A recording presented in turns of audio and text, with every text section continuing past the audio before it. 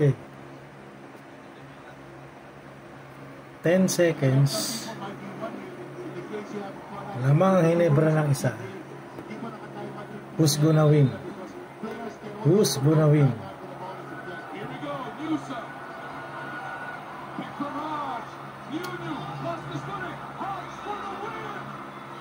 Oh, nothing. No. Ginebra won. Second game of quarterfinals. Ginebra won. Grabe. Ang tindi ni Brownlee talaga. Ang ganda ng laban.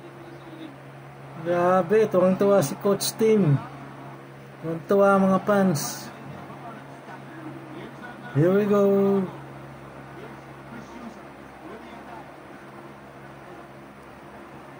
Oh, they lost their footing.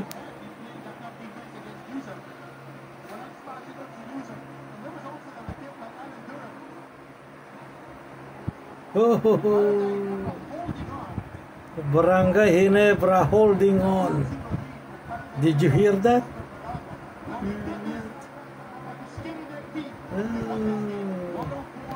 Mrs. Thompson is very, very happy. Every fans is very happy.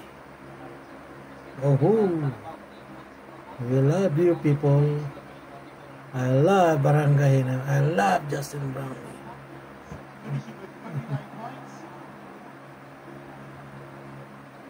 Justin Brownlee just doing what he does best, putting Barangay Ginebra on his back. Yeah. He wanted to make sure that in the end he would have the upper hand. Oh, that's JB. Come on, people. That's JB.